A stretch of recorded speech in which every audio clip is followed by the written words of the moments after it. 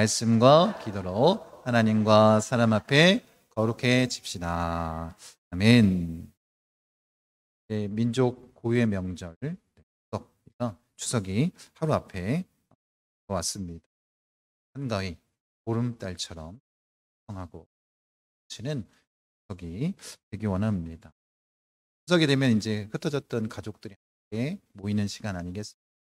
여러 가지 이야기도 나누고 믿음의 가정들은 함께 모여서 뭐해요? 예배도 드리고,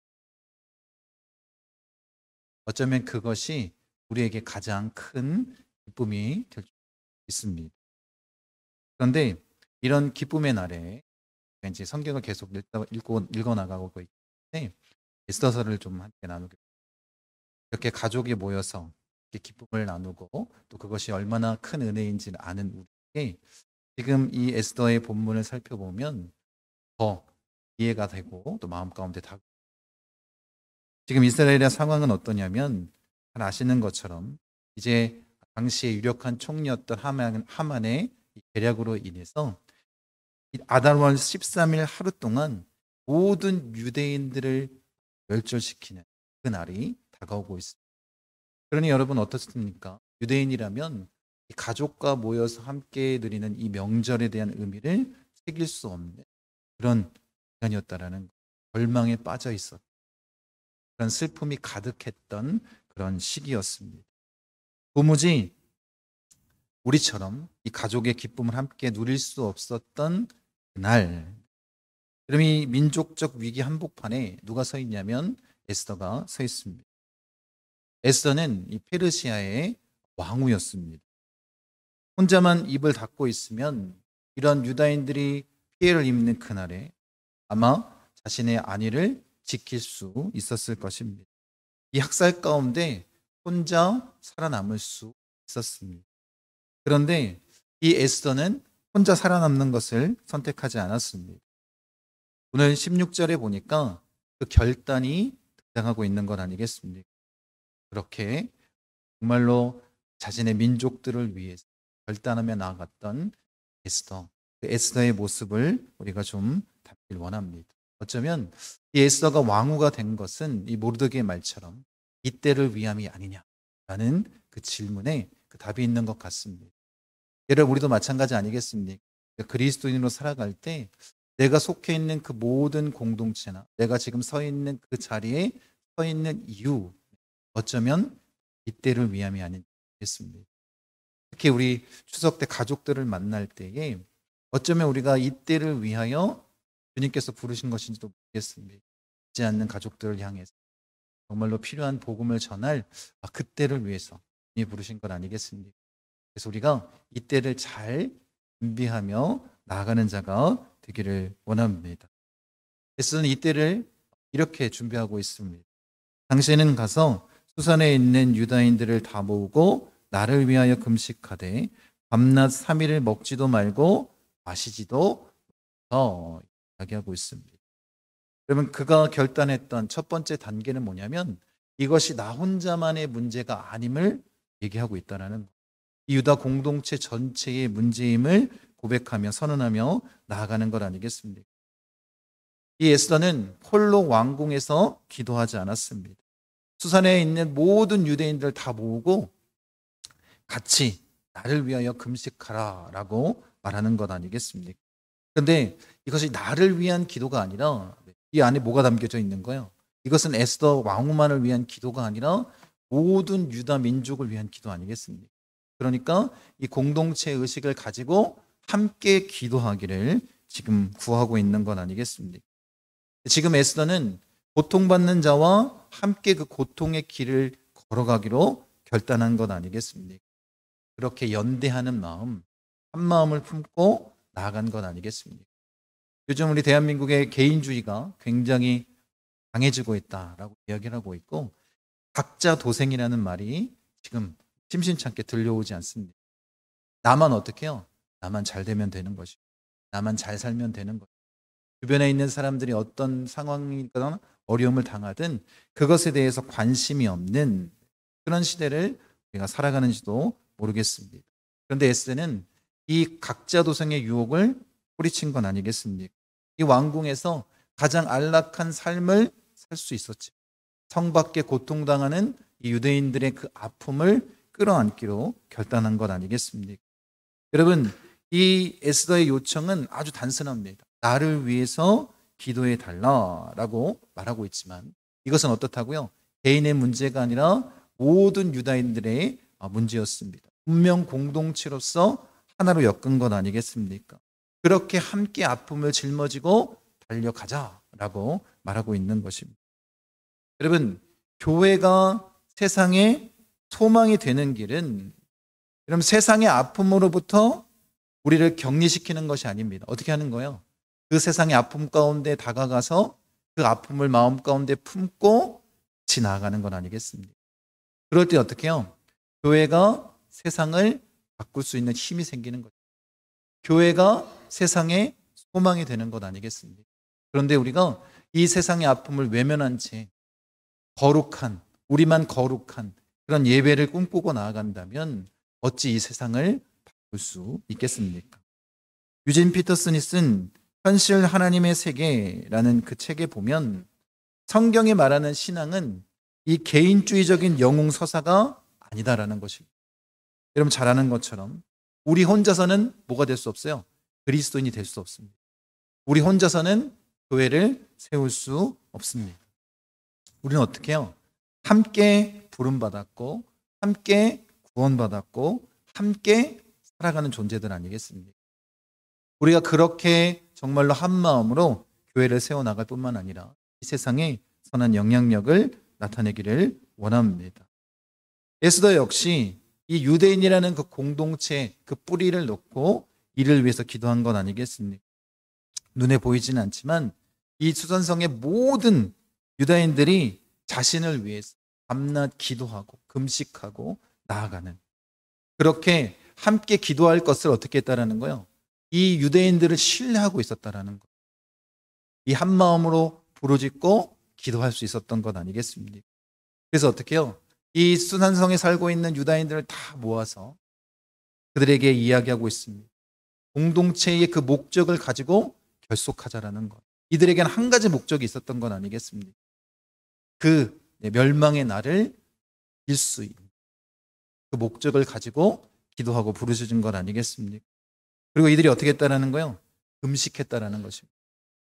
여러분 금식의 의미를 우리가 잘 살펴본다면 이들이 단순히 자신들만을 위한 그 금식이 아니라 어쩌면 이 모든 유다인들의 공동체가 쥐고 있었던 그 죄악을 고백하고 이제 하나님만을 의지하고 하나님 앞에 서겠다라는 그런 간절한 마음으로 부르짖고 간구한 것 아니겠습니까?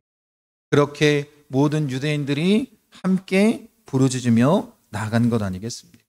사실 이 에스더의 기도 요청은 자신의 두려움, 나의 두려움을 없애기 위한 기도 요청이 아니었습니다. 민족 전체의 죄와 또 그 절망을 끌어안고 어떻게 하겠다는 거예요? 온 공동체가 베옷을 입고 금식하며 한 마음으로 기도하자라는 것 아니겠습니까? 여러분 우리에게도 이게 중요한 것 아니겠습니까? 우리 목포선 복음 중앙교회가 부흥하고 성장하기 위해 이 한 마음으로 모여서 함께 기도하는 것 너무나도 중요한 것 아니겠습니까? 또 추석 이 기간에 가족들도 마찬가지 아니겠습니까? 한 마음 한 뜻 되어 부르짖고 나아간다면 그 가정에 참 평화가 임할 것이고 하나님의 큰 축복이 임할 줄 믿습니다. 여러분 이런 모습으로 기도할 때 성경에서는 하나님의 놀라운 역사를 보여주십니다. 요나 이 선지자를 통해서 이제 니느웨의 심판 선언이 있었습니다. 40일 후에 니느웨가 망한다. 그 이야기를 듣고 왕부터 짐승들까지 다 베옷을 입고 금식하며 회개한 건 아니겠습니까? 하나님께서는 니느웨 성을 멸망시킬 계획을 갖고 계셨지만 어떻게 했다는 거예요? 모든 사람들이 함께 회개하고 돌이키자 하나님께서는 그 심판을 유보하신 건 아니겠습니까? 여러분 초대교회 역시 이 위기의 순간에 함께 모여서 기도했습니다. 베드로가 옥에 갇혔어요. 교회가 어떻게 했어요? 한 자리에 모여서 간절히 하나님께 기도한 것 아니겠습니까? 그때 옥문이 열리고 회사든이 풀려지는 그런 역사를 경험할 수 있었던 것 아니겠습니까? 여러분 우리도 마찬가지입니다. 우리가 어떻게 해요? 이제 나만을 위한 기도가 아니라 각자 도생하는 것이 아니라 정말로 공동체를 위해서, 교회를 위해서, 우리 가족을 위해서, 우리 직장을 위해서 우리 함께 부르짖고 간구한다. 어떤 은혜가 나타나겠습니까? 더 나아가서 우리가 이 나라와 이 민족을 위해서도 끊임없이 기도하는 자가 되기를 원합니다. 여러분 그렇게 우리가 한 마음을 품고 나아갈 놀라운 역사가 나타나는 것입니다. 두 번째로 에스더는 이렇게 기도합니다. 나도 나의 시녀와 더불어 이렇게 금식한 후에 규례를 어기고 왕에게 나아가리니. 에스더의 그 리더십은 섬김의 리더십이었어요. 그냥 이스라엘 백성들, 유다인들 너희만 기도해라 이렇게 한 것이 아니라 어떻게 하겠다는 거예요? 나의 시녀와 함께 나도 금식하겠다라는 3일 동안 먹지도 마시지도 않고 함께 기도하겠다라고 외치는 건 아니겠습니까? 여러분 그러니 이 금식의 과정은 어쩌면 에스더에게 이런 마음일지도 모르겠습니다. 인간적인 계획은 이제 어떻게 하겠다는 거예요? 다 내려놓고 하나님의 방법, 하나님의 능력을 의지하며 나아가겠다라는 그런 결단의 시간 아니겠습니까? 그리고 어떻게 했다는 거예요? 금식을 마친 이후에 자신의 목숨을 건 행동을 하겠다라는 규례를 어기고 왕에게 나가겠다라는. 이 페르시아 법에는 왕이 허락하지도 않았는데 왕 앞에서는 어떻게 될까요? 죽임을 당합니다. 그게 왕비를 할지라도 예외가 없습니다. 그런데 어떻게 하겠다는 거예요? 하나님을 믿고 어떻게 해요? 이 규례를 어기고 왕 앞에 나가겠다고 말하는 것 아니겠습니까? 여러분 왕으로서 지켜야 할 이 왕궁의 규례보다 하나님의 백성들을 살려야 하겠다라는 이제 하나님의 법을 따르겠다라는 그 결단이 누구에게 섰다라는 거예요? 에스더에게 쓴 것 아니겠습니까? 함께 마음을 모아 금식하며 나아갈 때 이 마음을 하나님께서 허락하신 것 아니겠습니까? 토마스 아케피스가 쓴 그리스도를 본받아 아마 이 책은 성경 다음으로 가장 많이 팔린 그런 기독교 고전이라고 이야기를 하고 있습니다. 이 책에서 강조하는 것은 이것입니다. 그리스도인의 삶이란 세상의 지혜와 규례를 버리고 오직 겸손하게 그리스도의 십자가의 길을 따르는 것이다. 이렇게 말하고 있습니다. 여러분 우리가 그리스도인으로 살아갈 때 가장 중요한 건 뭐라는 거예요? 세상의 가치관이나 세상의 법이 아닌 누구의 법을 따르는 거예요? 하나님의 법. 그 십자가의 길을 가는 것 아니겠습니까? 그게 그리스도인이다라고 말하는 것입니다. 그래서 아켄피스는 이렇게 고백했다고 합니다. 오 주님, 당신의 뜻이 저의 뜻이 되게 하소서. 저의 뜻이 항상 당신의 뜻을 따르고 가장 잘 부합하게 하소서. 여러분 우리 역시 이렇게 기도하는 자가 되기를 원합니다. 여러분 에스더는 규례를 어기고 이 세상의 법을 어기고 하나님의 법, 하나님의 뜻 그것을 이루기 위해서 달려간 것 아니겠습니까? 여러분 이 에스더는 자신이 살아남기 위해서 이 인간적인 계산으로 이 세상적인 지혜, 이 규례를 어떻게 했다는 거예요? 단칼에 끊어내고 하나님의 뜻을 위해서 하나님의 법을 온전히 지키기 위해서 믿음의 세계로 그 발을 내디디는 건 아니겠습니까? 우리 역시 이런 믿음의 결단을 행하는 자가 되기를 원합니다. 여러분 그렇게 에스더는 이 세상의 법, 어쩌면 왕비로서도 거역할 수 없는 이 페르시아 왕궁의 이 법을 어기고 나갈 수 있었던 그 결단의 힘, 그것은 뭐였다고요? 오직 하나님만 의지하는 그 기도에 담겨 있는 건 아니겠습니까? 여러분 이런 결단이 우리에게 있기를 원합니다. 우리는 어때요? 세상의 법으로 살아가는 자가 아니라 하나님의 법으로 살아가는 그리스도인들이. 성경에 보면 이렇게 결단한 내가 세상의 법을 어기고 오직 하나님의 법을 따라 살아가겠습니다 라고 결단하며 나아갔던 성경 인물들이 너무나도 많이 있습니다. 아니 성경에서 우리가 알고 있는 모든 우리가 본받아야 될 그런 믿음의 조상들은 다 이런 삶을 산 것 아니겠습니까? 여러분들이 잘 알고 있는 다니엘의 세 친구 역시 그렇습니다. 그가 왕 앞에 뭐라고 얘기합니까? 왕이여 우리가 왕의 신들을 섬기지도 않고 왕이 세운 저 신상에 절하지도 않을 것입니다. 하나님께서 우리를 구원하지 않는다 할지라도 우리는 그렇게 행하지 않을 것입니다. 세상의 법을 따르지 않고 나는 오직 하나님만 섬기며 가겠습니다. 이런 고백을 한 것 아니겠습니까? 신약에 보면 베드로와 사도들 역시 그렇습니다. 공회에서 뭐라고 얘기해요? 더 이상 예수 이름으로 복음을 전하지 말라. 이렇게 얘기합니다. 그때 사도들이 한 이야기는 사람보다 하나님께 순종하는 것이 마땅한 것 아니냐. 나는 하나님 말씀에 뭘 하겠다라는 거예요? 그 규례를 어기겠다라는 거예요.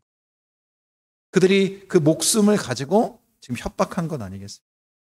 그러함에도 불구하고 이렇게 결단하며 나아간 것 아니겠습니까? 여러분, 우리가 그리스도인이라면 우리가 이 세상을 살아갈 때 이 세상의 법과 하나님의 법이 충돌할 때 뭘 선택해야 되는지 우리가 분명히 결단하며 나아가야 되는 것. 그것이 그리스도인입니다. 그래서 어쩌면 이 에스더가 지금 선언했던 이 말씀이 우리에게 도전하고 있는 것 아니겠습니까? 여러분 한번 곰곰이 생각해 보십시오. 여러분들이 그렇게 거절하고 끊어내야 될 이 세상의 규례는 무엇입니까? 아직까지도 이 세상 속에 속해서 나를 위해서 끊어내지 못했던 이 세상의 규례는 무엇입니까? 그것을 결단하고 끊어내는 자가 되기를 원합니다. 그렇게 에스더처럼 결단하며 나아갈 때 뭐가 따라올까요? 하나님의 놀라운 능력, 그 은혜가 따라오는 것 아니겠습니까? 그런 은혜를 누리기를 원합니다. 그러면서 이제 그 믿음의 절정의 모습을 이렇게 고백합니다. 죽으면 죽으리이다. 죽으면 죽으리이다. 어쩌면 이것은 단순히 체념하거나 자포자기하는 그런 외침이 아님을 우리는 잘 알고 있습니다. 여러분, 이것은 아주 위대한 신앙 고백입니다. 이제 나의 생명을 주관하는 자는 페르시아의 왕, 이 세상의 법 아니다라는 것. 뭐라는 거예요? 이제 나의 생명을 주관하시고 나의 주권, 나를 온전히 다스리시는 분은 누구밖에 없다라는 거예요. 하나님밖에 없음을 선언하는 그런 신앙 고백입니다. 죽으면 죽으리이다. 우리에게도 이런 신앙, 믿음의 고백이 있기를 원합니다. 근데 우리가 알아야 될 건 이거예요. 죽음을 각오하면 죽음이 두려울까요? 두렵지 않습니다. 지금 에스더는 그렇게 하나님 앞에 죽음을 각오하고 그 일을 감당하며 나아갔기에 왕의 규례, 왕의 죽음의 위협이 전혀 두렵지 않습니다. 어쩌면 이것이 그리스도인들이 품어야 할 부활의 신앙의 모습 아니겠습니까? 우리는 어때요? 그냥 죽는 것으로 끝나는 자가 아니라 영원한 생명을 가지고 살아가는 부활 신앙을 갖고 사는 자들 아니겠습니까? 그러니 이 죽음 앞에, 이 세상의 위협 앞에 두려워하지 않는 삶을 살기를 원합니다. 그 인류 역사의 위대한 그런 역사를 우리가 좀 살펴보면 돌아올 수 없는 길, 죽음의 길인지도 알면서도 그 첫 발을 내딛었던 사람들이 있습니다. 콜럼버스가 신대륙을 발견하기 위해 출항했던 그 첫 걸음도 아마 그랬을 것입니다. 그리고 아폴로 11호, 이 달에 착륙하기 위해서 나아갔던, 달을 향해 달려 나아갔을 때 그가 어떤 마음이었을까요? 아직 그 기술이 온전치 못했기 때문에 살아 돌아올 수 없을 것을 그가 알았을 것입니다. 그러함에도 어떻게 해요? 그 발을 내딛은 것 아니겠습니까? 요즘에는 화성 유인 탐사를 준비하는 스페이스 X라는 그런 계획이 진행되고 있습니다. 여러분 잘 아는 것처럼 화성까지 가는, 사람을 태워서 간다는 것 자체가 많은 기술적인 문제가 있습니다. 처음 그것을 타고 가는 사람은 어떤 결단을 해야 될까요? 가서 나는 돌아오지 못할 수도 있다. 죽으면 죽으리이다. 이런 결단이 있기에 이렇게 우리 인류의 역사상 탐험, 이 위대한 탐험가들을 통해서 새로운 것들을 우리가 발견하며 나아갈 수 있었던 건 아니겠습니까? 어쩌면 이 에스더의 고백이 이렇게 자신의 생명을 담보로 하고 믿음의 결단을 하고 나아가는 것과 똑같은 건 아니겠습니까? 한 민족을 살리기 위해서 이 한 사람의 위대한 결단, 죽으면 죽으리이다. 이런 결단이 필요한 건 아니겠습니까? 아까 전에 잠깐 언급했지만 이 그리스도를 본받아를 쓴 이 토마스 아켄피스가 어떤 삶을 살았냐면 평생 수도원에서 살았습니다. 그리고 이 한 권의 책을 남긴 거예요. 여러분 그렇게 기도하고 말씀을 필사하고 하나님과 깊은 교제의 삶을 살았습니다. 어쩌면 세상적으로는 그의 인생을 성공한 인생이라고 말하는 사람이 없을지도 모르겠어요. 그런데 우리가 잘 아는 것처럼 성경 다음으로 많이 팔린 그런 책이 되었고 지금도 영적으로 그런 영향력을 미치는 건 아니겠습니까? 여러분, 이 아켄피스가 자신의 책에서 이렇게 고백합니다. 주님, 당신의 뜻을 이루기 위해서라면 사는 것도 좋고 죽는 것도 좋습니다. 내가 당신을 위해 살든지 죽든지 나는 당신의 것입니다. 그런데 이 토마스 아켄피스가 이 에스더처럼 유다 민족을 위해서 자신의 목숨을 건 그런 행동들은 행하지 않았습니다. 그런데 이 아켄피스의 그 신앙의 모습이 위대한 것은 무엇이냐면 이 아켄피스는 매 순간 어떤 삶을 살았을까요? 나는 죽으면 죽으리 라는 그 신앙의 모습을 가지고 살았던 자였다는. 여러분, 우리가 그리스도인이라면 우리가 깨달아야 될 것, 우리가 반드시 마음 가운데 결단해야 될 것이 바로 이것 아니겠습니까? 우리의 모든 삶, 그 순간순간을 어떻게 살겠다는 거예요? 나는 죽으면 죽으리. 이런 결단, 이런 모습으로 우리가 나아가야 되는 건 아니겠습니까? 여러분, 이런 결단은 꼭 순교하는 그 현장에서만 필요한 것이 아닙니다. 어쩌면 우리가 정말 그 십자가를 품고 살아가기 원하는 그리스도인이라면 반드시 이 마음을 품어야 되는 것. 매 순간 우리는 항상 이 영적 전쟁 가운데 있습니다. 죽으면 죽으리. 이 부활 신앙을 가지고 그 믿음을 지키며 나가는 자가 되기를 원합니다. 이 에스더의 고백, 죽으면 죽으리다라는 것을 원어적으로 풀면 내가 멸망하게 되면 멸망하겠습니다. 이런 고백입니다. 그리고 그 고백을 잘 살펴보면 이런 고백이 담겨져 있는 건 아니겠습니까? 만약 내가 왕에게 나아가지 않고 침묵하여 내 민족이 망하면 누가 망하는 거예요? 내가 망하는 거라. 또 내가 만약 왕에게 나아가다가 죽어 멸망한다면, 아니 그렇게 멸망한다 할지라도 나는 어떻게 하겠다라는 거예요? 하나님의 그 명령에 순종하여서 그 길을 가겠습니다. 이것이 누구의 고백이었습니까? 에스더의 고백이요. 우리가 앞에 살펴봤던 다니엘의 세 친구의 믿음의 고백 아닙니다. 사실 이 고백은 바로 우리의 고백이 되기를 원합니다. 그렇게 나아갈 때 우리가 정말 하나님이 부어주시는 그 부활의 신앙, 믿음으로 설 수 있는 것 아니겠습니까? 여러분, 아브라함이 독자 이삭을 그렇게 번제로 드리기로 결단했을 때 히브리서에 보면 뭐라고 얘기하고 있냐면 하나님이 능히 이삭을 죽은 자 가운데서 다시 살리실 줄로 생각한지라 이렇게 말씀하고 있습니다.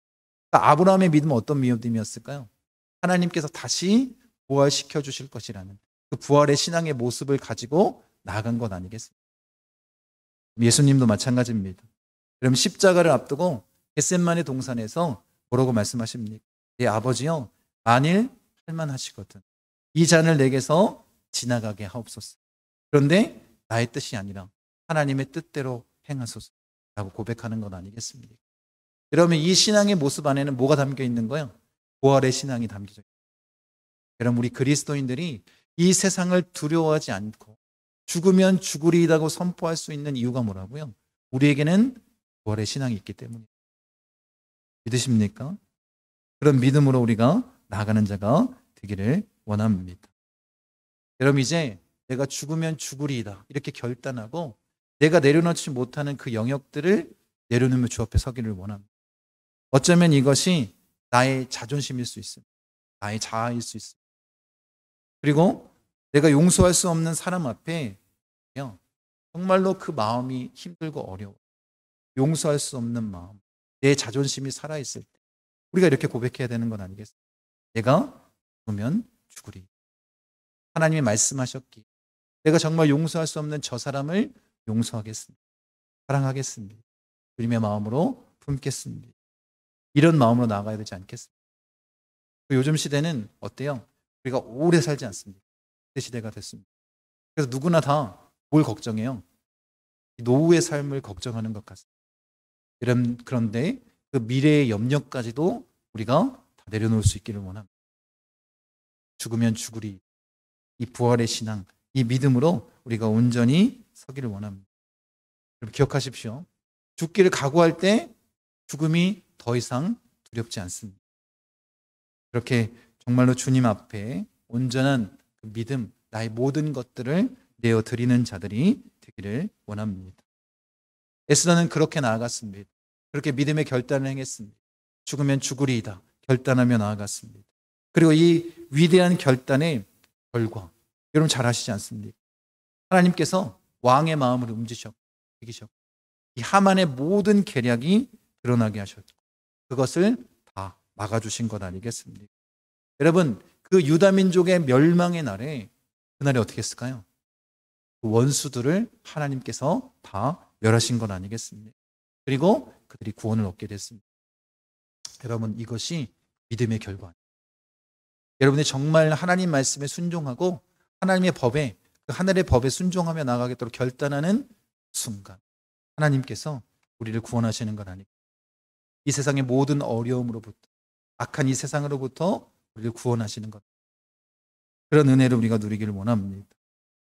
여러분 모르드게가 이 왕후 에스더에게 던졌던 질문을 기억하십시오. 내가 왕후의 자리를 얻은 것이 이때를 위함이 아닌지 누가 알겠느냐. 여러분 우리는 바로 이때를 준비하며 나아가는 자입니다. 여러분들이 예수님을 믿고 이제 어떻게 해요? 하나님을 향한 그 굳건한 신앙과 믿음을 가지고 살아간다면 여러분 반드시 하나님께서 원하시는 이때가 있는 것 아니겠습니까? 어쩌면 이 추석 명절 기간이 될 수도 있습니다. 정말 믿지 않는 그 영혼을 향해 가족들을 향해서 달려가게 하신 바로 이때 아니겠습니까? 그때 어떻게 해야 될까요? 죽으면 죽으리이다 라고 결단하며 나아갔으면 좋겠습니다. 아마 가족마다 이렇게 얘기하시는 분들이 있을 거예요. 우리가 모이면 절대로 예수 믿으라는 얘기는 하죠. 이렇게 결단하시는 가정도 있는 건 아니겠습니까? 여러분 그럴 때 여러분 결단하십시오. 정말로 하나님의 법에 순종하며 나아간 자가 되길 원합니다. 이때를 위해서 지금 여러분들을 부르신 건 아니에요. 어쩌면 우리 교회의 부흥을 위해서 그 이때를 위해서 여러분들을 지금 부르셨을 수도 있어요. 이 대한민국 한국 교회를 다시 회복시키시기 위해 이때를 위해서 여러분들을 부르실 수 있어요. 여러분들이 할 일은 뭘까요?